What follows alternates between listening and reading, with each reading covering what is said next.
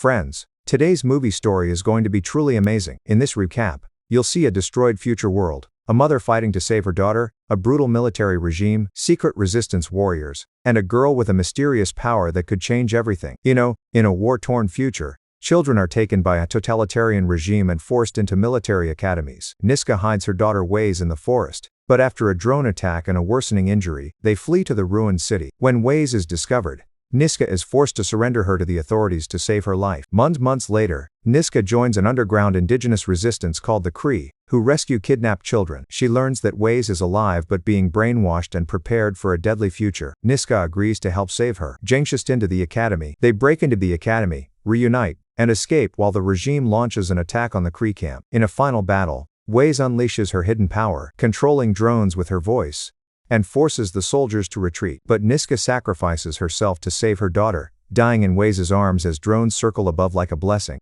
So friends, let's begin today's powerful story. In this alternate future, cities have been abandoned because of war and environmental degradation. This has led to a totalitarian military dictatorship called the regime taking over. Every person under 18 is taken from their families and sent to a military academy where they go through brutal training and indoctrination. In the forest, Waze is running around when she sees a bird in a tree. She pulls out her slingshot and gets ready to shoot, but instead she stretches her hand while whispering a word in an indigenous language. Sadly, the bird flies away. Her mother Niska asks her why she didn't kill it, and Waze says that she was listening to it. The duo continues with their walk and Waze gets distracted by the surroundings, so she ends up strapping on a bear trap. Niska rushes to remove the trap and bandage the injury before helping Waze walk home. Their place is actually an abandoned vehicle that they transformed into a house. That night Niska gets worried because Waze's wound keeps bleeding. At that moment she hears a noise and looks out the window to discover a drone approaching. She tells Waze to keep quiet before she goes outside with her gun. Niska carefully sneaks around and when she sees an opening, she shoots the drone down. Once it crashes on the ground, she shoots it a few more times just in case. Knowing that more drones will come, Niska packs their things and leaves with Waze after setting their home on fire. The duo starts crossing the woods and Waze complains about the pain in her leg, but Niska forces her to keep going to avoid danger. When they reach the river, they find their boat and escape. They row for the entire day and night, and in the morning they finally make it to a war-torn city. Niska tells Waze that nobody can see her face, so she ties a bandana around it and makes her keep her hood up. As they sneak around, they hear the broadcast on the loudspeakers that reminds the locals that concealing minors is illegal and the intake age has been lowered to 4. When the duo is about to enter an abandoned house, the neighbor sees them and notices that Waze is a child. A scared Niska gets her knife ready, but the man assures her he means no harm and reveals he's been hiding his son Trey too. Niska just tells him that they must stick to themselves. While Niska is asleep, Waze sneaks out of the house and sees Trey standing nearby. She follows him to his garden and he shows her a fallen drone, assuring her that it's been there for ages. However, Waze can hear a noise and thinks that the drone is still breathing. Suddenly the drone activates, but Niska shows up just in time to hit and break it. Then she grabs her daughter and drags her back to the house. Soon the authorities known as Jingos arrive and try to take Trey. He and his father swear that he's 18. But the Jingos use a device on Trey's wrist that confirms that he's 15. Trey is taken away and his father is killed when he tries to stop them. Sometime later Niska and Waze reach a street market in the slums, but there are a few guards around, so they have to sneak around carefully. Big screens on the walls show shameless propaganda for the regime and Niska is sad to see that her old friend Pierre is promoting it. Suddenly a bunch of drones fly over the market and drop food rations on the street, so the crowd rushes to grab as many as they can. However, Niska keeps Waze hidden. While everyone is distracted, Niska takes Waze to her old friend Roberta's house. After hugging Niska, Roberta remembers how Waze used to be when she was little and lets her feed her cat to keep her distracted. Then the women talk privately in the kitchen and Niska points out that Waze needs medicine because her wound is infected, but Roberta explains that the Jingos patrol the clinics now. Niska also mentions Pierre, revealing that he's Roberta's son. When Roberta shows Niska a picture of Pierre's graduation from the academy, she says that maybe Waze should attend too, that way she can get her citizenship and a better life. Niska refuses since it would mean not seeing her daughter ever again. The next morning Niska wakes up when she hears Jingo cars entering the market. The officers start checking every person on the street and Niska doesn't know what to do because Waze's condition keeps getting worse. Roberta points out that the Jingos could save the girl's life, so Niska tells her daughter that she'll get her the medicine and goes outside. She tells the officers that there's a minor in that house and runs away while they take Waze to the military academy. When she finds a private spot, Niska has a breakdown.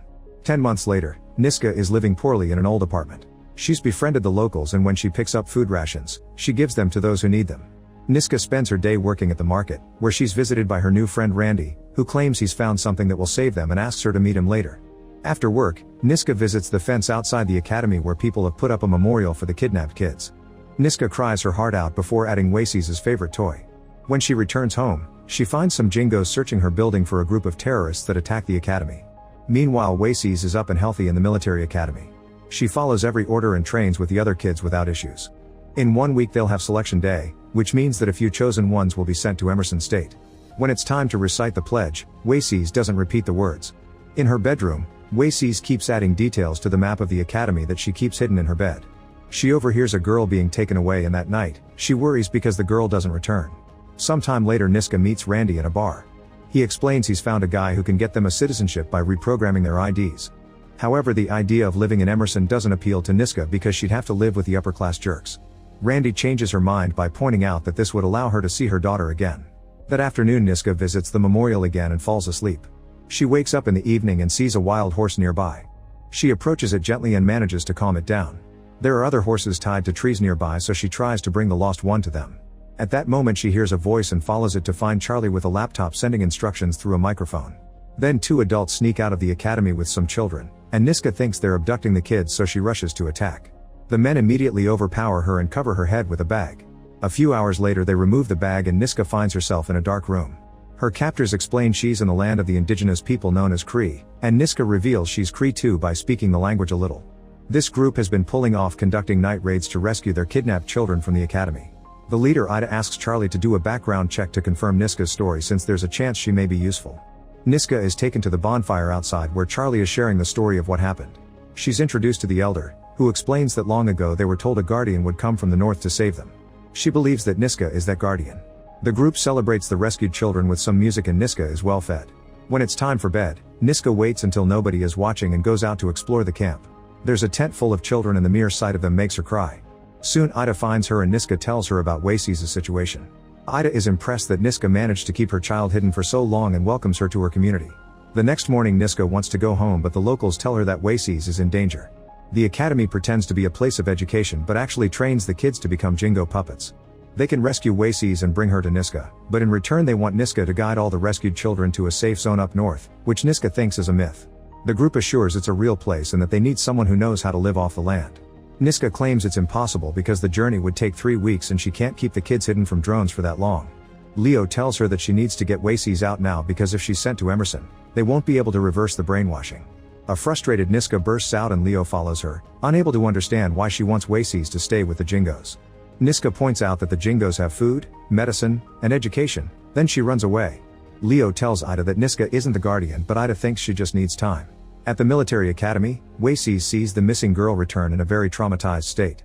She also sees a bird on the fence and tries to talk to it in the Cree language, causing the bird to fly in front of her before leaving. In the evening, Wacy's waits until everyone is asleep to leave her bed. She picks the lock and manages to leave her room. Unfortunately, as soon as she runs outside, the alarm activates and the guards quickly catch her to lock her in a cell. The next morning, Niska returns to her building and is devastated to discover that her favorite neighbor is dead. When she looks around, she notices even more bodies. Randy soon finds her and covers her face while explaining that there's a virus in the area. The borders are closing tonight, so they need to pick up their new IDs fast and leave. When they reach the market, they hear the loudspeakers mention an obligatory evacuation and urge the locals to go to a departure point. They find Roberta, whose house has been raided. She's sure that the government put something in the food rations. Randy tells Niska that they can take Roberta to a shelter, but she can't cross the border with them. As they try to cross the city, a guard finds them and forces them to follow him. They get handcuffed and checked for the virus before they're pushed into a bus. Randy has a smoke bomb and tells Niska to wait for his signal to run through the back door. In return, Niska says that Roberta is coming with them. At that moment, Roberta notices that one of the Jingos is Pierre and tries to reach him, but the officers point their guns at her and send her back to her seat. Then Randy throws the smoke bomb and runs to the back, but Roberta runs to the front hoping to see her son. When a Jingo tries to stop her, Niska jumps on him and starts choking him with the handcuffs. A second Jingo is about to shoot her, but Randy comes back to stab him. Once both guards are dead, the duo takes a gun and rushes outside. Roberta is slowly approaching Pierre, who has his gun out and asks her to stand back in confusion. She tries to connect with him, but Pierre insults her with some political buzzwords and shoots her on the spot. Randy tries to help her only for another Jingo to shoot his hand. Suddenly the Jingos start dropping dead and Niska discovers that Leo and some Onis have come to rescue her. They say a few traditional words to say goodbye to Roberta while Niska realizes that Leo was right about the brainwashing, so she agrees to help.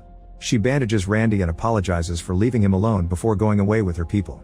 During the car ride, Niska notices that they've passed the checkpoints with no issues. Leo reveals he has a password because his father is an energy diplomat. He also knew about the virus and explains that Emerson did it.